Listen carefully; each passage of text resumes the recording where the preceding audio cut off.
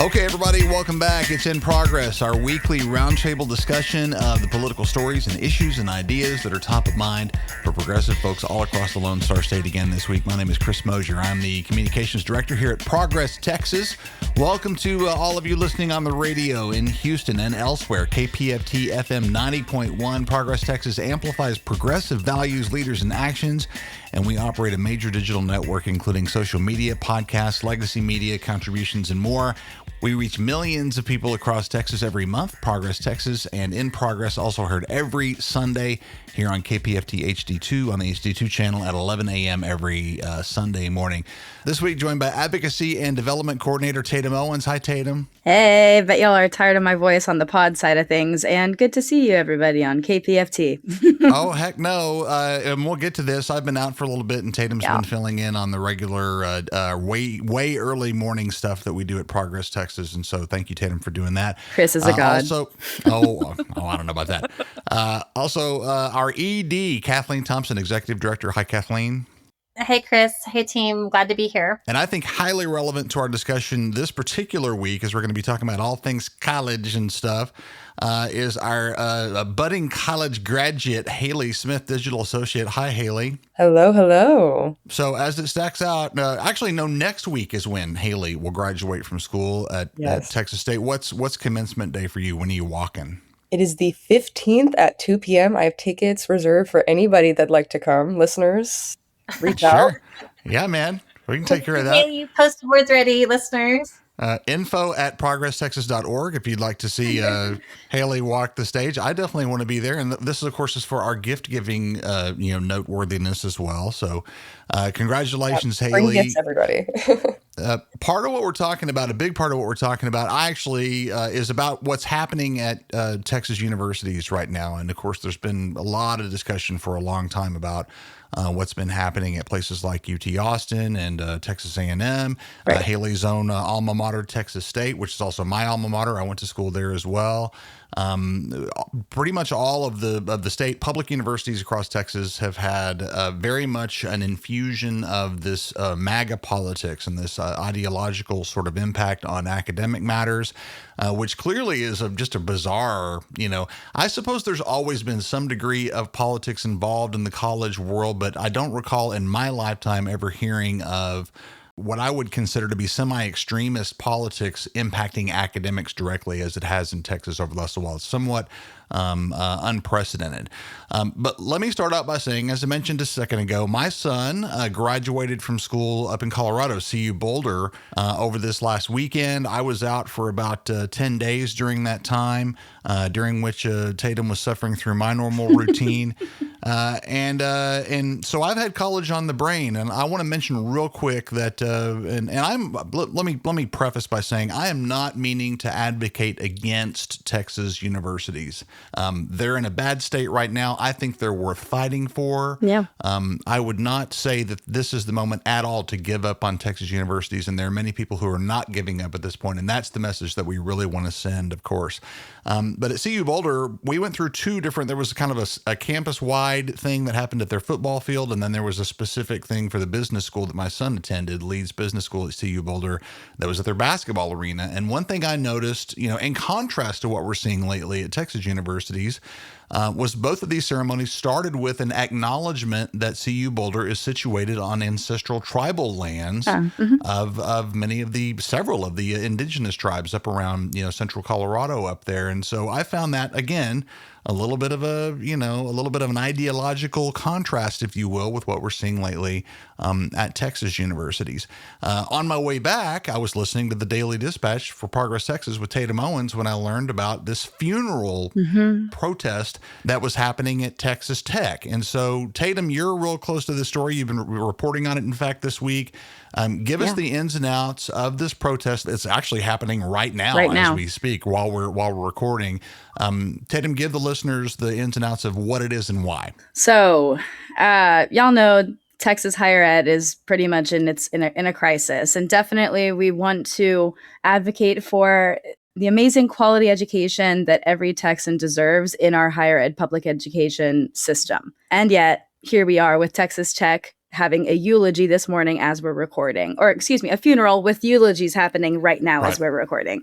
Right. Some of the images coming out of this event are very stark. I'll backtrack in a minute, but just to paint the picture of what is happening on Texas Tech's campus right now, there's a horse-drawn carriage with an urn over the top of banned books being drawn across the campus. Students are provided with free parasols. They're dressed in black. I mean, it's really to the nines, and I think it's a warranted display. And one of the students running the event, there's several different groups involved. There's Raiders Against Censorship, SEAT, who we'll talk about in a second, and some of the LGBTQ plus oriented groups on campus as well, who obviously have been directly targeted by the reason for this funeral, which is the censorship of academic freedom on campus. It's these two topics together.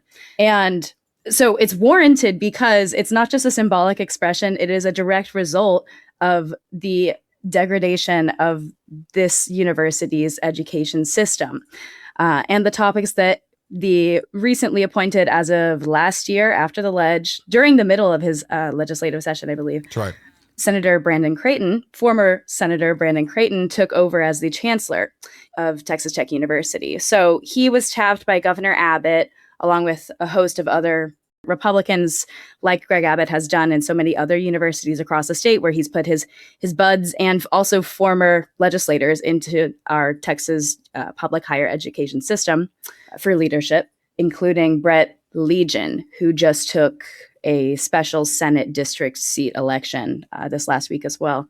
Coward Creighton is what the students are calling him, which I thought was apt, because the reason this funeral took place today specifically is that the Board of Regents had their meeting this morning as well. And with that, obviously, the chancellor of the university system there is going to be in attendance, and he wouldn't even look at the students attending the meeting, much less those giving testimony. And I would definitely point anybody listening to check out the remarks to see how students that are directly impacted by legislation and by university rules and regulations that do censor their education and their curriculum, at how they're reacting, which is saying this is okay, I can't cuss on radio, but it's not good. No radio. Before I hand it back to y'all, just to name SEAT, that's Students Engaged in Advancing Texas, is one of the groups that Progress Texas has followed for a couple of years now. That is they come out of the Houston area, or at least their co-founder and president does. That's Cameron Samuels. So Cameron was a student in Katy ISD who started their work with book bans being a major point, talking to the local ISD board about that. And so you can see this direct connection between public and higher ed in both this fight against book bans, censorship, academic freedom, all together. And it's been really great to see this group of students gain national attention, truly, for the amazing work that they're doing. This is a fight that everybody has been watching, and the Houston Chronicle is actually the story that got us to report on the funeral, because they were promoting SEAT's work along with Raiders Against Censorship. So the fight is not over. The stakes are extremely high, and as a former college student, I'm only out a couple of years, it wasn't a great environment at that point, and it got a lot worse. I guess, Haley, I'd love to hear from you and kind of your perspective, especially coming from Texas State, which has had its own battles and professors put at risk. Yeah. The first thought I have is that I think a funeral is very appropriate. It's not just a protest. There's a lot of grief here. There's grief and betrayal, and I've really enjoyed my time at college. I love Texas State. I love San Marcos. I think there's so many good faculty members and students and groups here that can do so much good, but I wish my university and I wish my education system was something that I could be proud of and something that I could carry with me. And that's something I hear a lot, especially talking about Texas, and I'm sure you guys have heard this too. I love my state, but I feel like it doesn't love me back. Yeah. And it sucks to have that, especially at a place that I love so much and I have so many happy memories of. There was an instance, I think it was my junior year, it was right after Trump got elected, that I feel like is just so, it encapsulates everything that's gone on. And this was before Dr. Thomas Alter was fired. We've had several other professors be let go after that.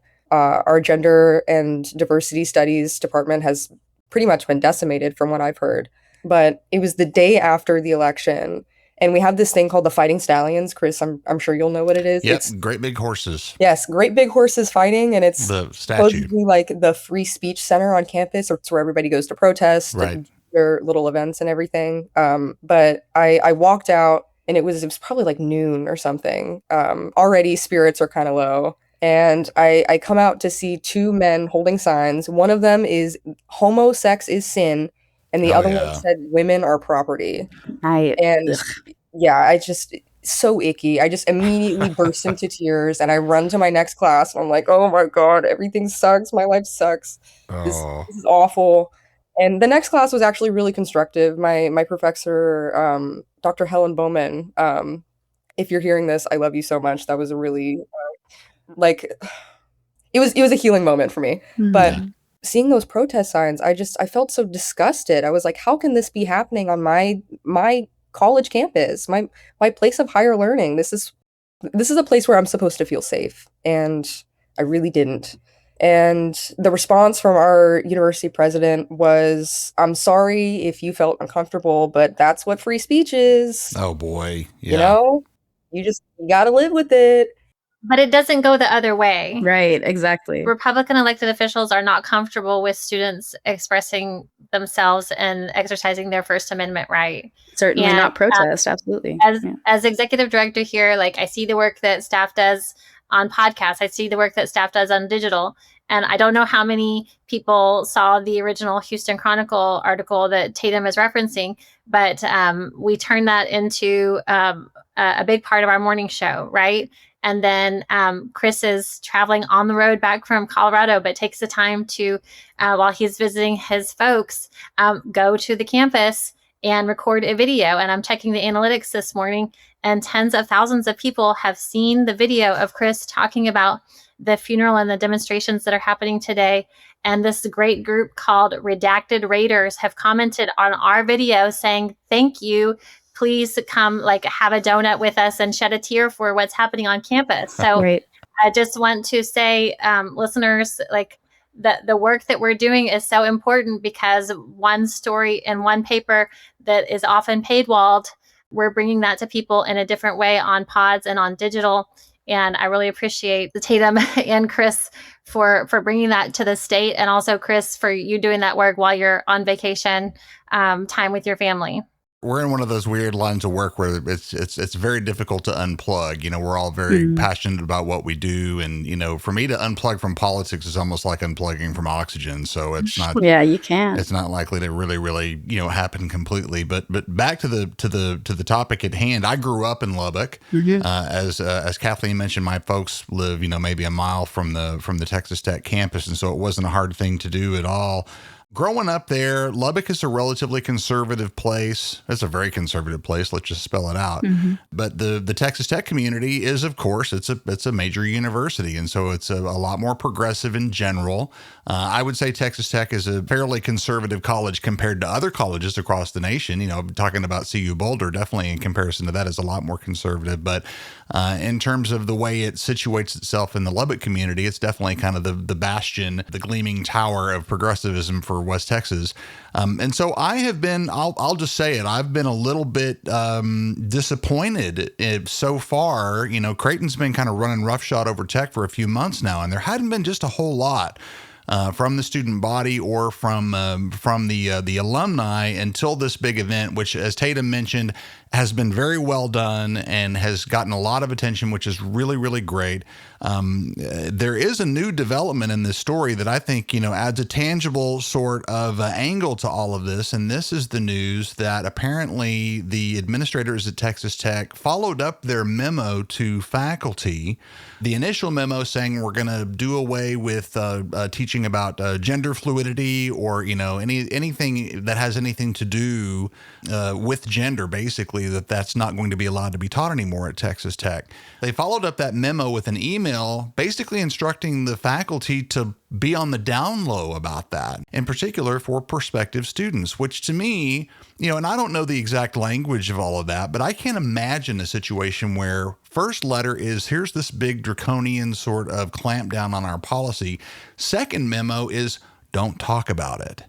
I mean, are you kidding me? Why on earth would you put out a policy to your faculty and then expect that faculty not to share that with graduate students who may be part of their, long and very hard and in-depth graduate studies? And you got to remember, graduate work is not necessarily about following a syllabus. Graduate work is about research and discovery and discovering new things. And so the idea that a graduate student might sign up for a program not knowing that there are ideological guardrails in place that might keep that student from completing their research, before they spend their money, before they spend their time, before they move to Lubbock, before they do all of these things, is just amazing to me. And so I'm definitely a lot more interested to hear about what's going on with that. That borders on fraud, if you ask me. And that is something that if I were a graduate student, if I'd sunk my time and money into studying at a particular university and then found out later that I couldn't complete my research based on their, ideological framework, I'd be talking to a lawyer about that. And so there's definitely going to be, it does appear as though the MAGA elements that have been in control of our universities in Texas have not thought too much about what their guardrails are in terms of constitutionality, in terms of legal framework. That sort of thing has already happened. If we move around to some of the other campuses here in Texas. So Tatum, let's go over to Texas A&M. A whole bunch of different stuff that has happened there really over the last 3 years now, actually. Right. This has been going on for a little while. Right. Starting in 2023 with Dr. Kathleen McElroy. Do you remember that? I do. I was living there. So just so people know, I went to UT, went to the Orange School, graduated in 23, and then I moved to College Station to live with my partner while they finished out school at the other school that I will not know, at Texas A&M. And Let me note that that's not easy. Let me note that that is not an easy thing. It was, and I got a lot of grief for it from my entirely Longhorn family. But so it was really interesting to be in this environment where I just left my school system. I was still ingrained with Students for DEI, which is a student advocacy group specific to the UT campus and across the state on this fight, who were really worried about the upcoming legislative session. Just to kind of set the context, because Senator Brandon Creighton was one of the worst advocates against anti-DEI measures, or for anti-DEI measures, in the legend. He did a really great job as a legislator. He passed a lot of really horrible bills that are now impacting our system.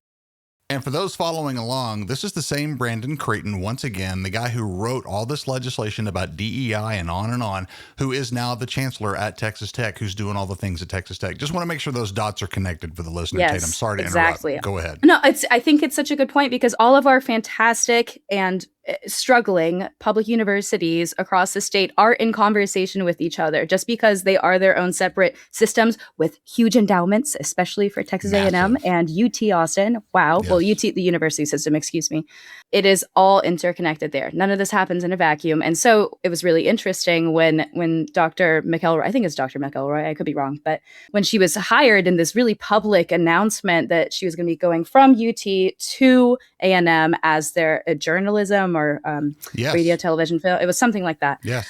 And it basically created a whole media spectacle, because the current president at the time, who's since been ousted, President Catherine Banks, wouldn't let her come onto the team.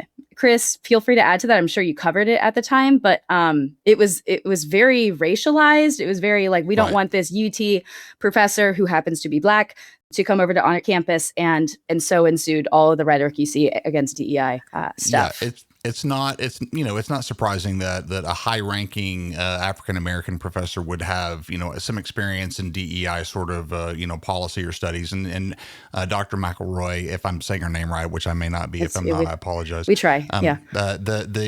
She definitely was, and that brought on, as we'll see in a couple other situations, really not so much a problem on the campus, but a problem from the conservative, media sphere out there. Right. That, if you'll recall, at the time, 2023 was when the DEI thing was really blowing up, and it was all the rage on the right to oppose anything that had anything to do with DEI. And honestly, let's spell it out. What that means is anything that has to do with Black people or brown people or people who are not white. Absolutely. Yeah. Dog whistle. Right. And so her appointment was opposed. They tried to back it off. She had already signed signed her contract. To sum this one out, she ended up with $1 million settlement, and President Catherine Banks became the first of two A&M presidents to be ousted over this same sort of stuff over the course of just a couple of years. That was in 2023. Fast forwarding through the A&M saga, there was the gender video incident, as you'll recall, which was a student who was attending a summer children's literature course of all things, who shot a video of his professor accusing her of gay indoctrination and of gender ideology and all these things that were supposed to be a no-no now, according to Governor Abbott. That incident ended up with President Mark Welsh, who had succeeded Banks, initially defending this professor, and just for doing that, even after he backed off and they ended up firing her, bare minimum, right? He ended up getting shown the door, as a matter of fact, and so they've got a revolving door at the president's level at Texas A&M, which tells you something about how serious this is, and tells you something about how, you know, at the Board of Regents level and all the way up to the governor's office. Texas universities, A&M is a good example, as Texas Tech is, of how our universities have become playthings for Governor Abbott and for the MAGA administration as it is, which of course leads right up to Donald Trump as well. There's more to talk about with A&M, but we got to keep on going. Let's talk about what's gone on lately at KUT. Tatum, can you take that one in terms of there's so much to deal with here. I was really excited. I was so excited. It was happening on my birthday. It was happening on May Day. So I was like, great, I don't have to spend any money. I'm going to go to the KUT festival on my college campus. I haven't been there in a minute. And then UT is like, go away, KUT, which it was just so embarrassing for the university, for one thing. I think there was also other events that they had planned. And so I got 2 emails in my inbox that day as someone who still gets emails from UT Austin and is subscribed to KUT News. Different messages in both, I'll tell you that. UT was very like, KUT didn't tell us that they wanted to be on campus. Meanwhile, KUT has been promoting this for I don't even know how long, for a long time. Like if you listen, so KUT Festival did happen. It just was not on UT's campus, and it was just a spectacle that didn't need to happen. I mean, the way this all happened also while I was out of town, and so it was. True. I was only half plugged in at this time as I'm following this thing. But as I recall, it turns out that I think perhaps the speaking lineup for the KUT festival was maybe Cory Booker, just a little more liberal than the folks in the Ivory Tower at the 40 Acres were really prepared to handle. And so basically they pulled the plug on it. Speaking of unplugging, that's exactly what UT's administration did to the KUT festival. It did continue. They had to move it off campus. It was a great big mess. And anybody who's ever if you've ever tried to, arrange even a halfway involved event at several different locations, imagine trying to pull everything out and stick it all back in somewhere else. Right. At the last minute. UT tried to kill this event is really what they tried to do. And this, Kathleen, I'll kick it to you real quick. This is not only in the realm of academics, this is in the realm of public media. Right. KUT is not independent, let's not say that, but they are definitely public. They're the NPR affiliate, yeah. Right, exactly. And so, after all we've seen, all from the Trump administration all the way down, attacks on the Corporation for Public Broadcasting and PBS and NPR, this feeds into that, where, 10 years ago, KUT and the University of Texas were interchangeable. They were part of the same thing, really. Mm-hmm. At this point, it appears as though UT has decided that they really don't want KUT around anymore. It's a damn shame. It's a darn shame. And it looks like, and it smacks of censorship. Yes. And what we talked about a few times on In Progress, and what we talk about here at Progress Texas frequently, we heard administration officials say, watch what you say, watch what you do. Mm-hmm. We still live in America, and we still should be able to have free expression of ideas, especially on a public college campus. I mean, what's happening at Texas Tech as we record right now, what happened at UT, you would think that those of any public space in our communities and in our state, that a college campus, a public university campus, is the place for free expression of ideas. And yes, sometimes ideas that make you uncomfortable, that you disagree with, that you learn about from subject matter experts, not from people who live in Deer Park, Texas, Briscoe Kane, who have zero medical or philosophy or other expertise, but they don't want you to know things, so they're going to tell you what you can know and what you can speak about. That's not America. That's not patriotic as we approach our 250th anniversary of being an independent country that gives to its citizens, as a part of a written contract, the First Amendment, free speech, freedom of religion, et cetera, et cetera. Right. And I give, so many kudos to the students at Texas Tech and the redacted raters whose account says, if you're reading this, it wasn't approved, LOL, but also true. So good for these students. And I know we're coming to the close of our time here today, but I just want to say thank you to the educators. As a parent of a college student myself, as a parent of a high school student myself, as a parent of an elementary school student myself, thank you to our public school educators. Thank you to our public university and college educators. You're doing a service.